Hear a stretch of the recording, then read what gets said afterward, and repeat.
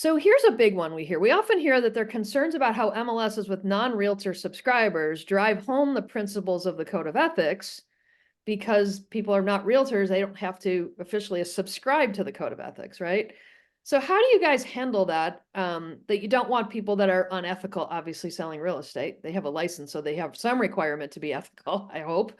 But how do you deal with the differential between those that know the code of ethics, have been trained on the code of ethics, and those that don't, but they're still selling together? Who wants to take that one? Well, I can take that. Okay.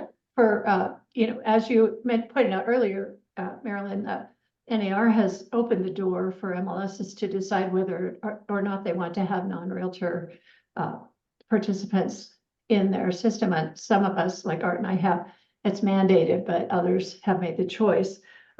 I think when NAR did that, or along those lines, there are compatible rules that you can adopt as an MLS that are not exactly the code of ethics, but it's called a code of conduct, and it has very similar requirements as far as doing business goes in that. So that's adopted as part of our rules and regulations. And so do they have to sign sort of when the EULAs or the user agreements when they log in? Does the EULA have all of that baked into it? So you do sign off on it. Okay, Art, how does it work in your market? Pretty much the same as Mary Jo. I will tell you that for those of you that are treading down this path, that you're going to get pushback from some in the realtor side of the equation, that you're diluting the value of realtor membership. And that's not the intent.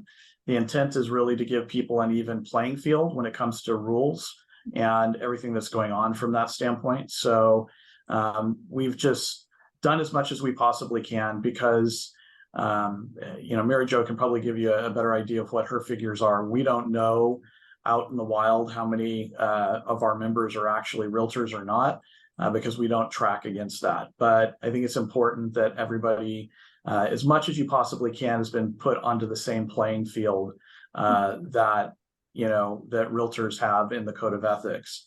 The EULA is a big part of that, and pushing forward some of those concepts and requirements on that side, and some changes to the rules and regs in regards to including some of those behaviors that are important to make sure that there is that level playing field.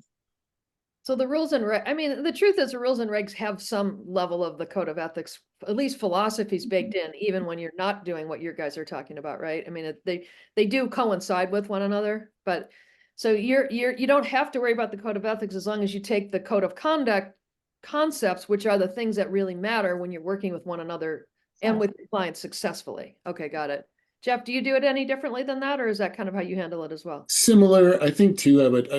And just to set the record straight, I'm a former board member and a realtor, and I don't want anything that I say to come out as like anti-association or anti-realtor, but I mean, they're really two different things, right? Like, and it gets really messy, and we've seen some challenges with some NAR rules where you're trying to get the MLS to kind of enforce parts of the code of ethics. And my personal belief is that, those are really two different things. So we do treat all of our subscribers, they all have to follow the rules. We've tried to have the rules baked in. We've tried to include some things from arbitration standpoint that, kind of push it in a direction that it's handled. But I mean, ultimately it's not really an issue for us. MLS rules are MLS rules, and all subscribers have to abide by them, and we go from there.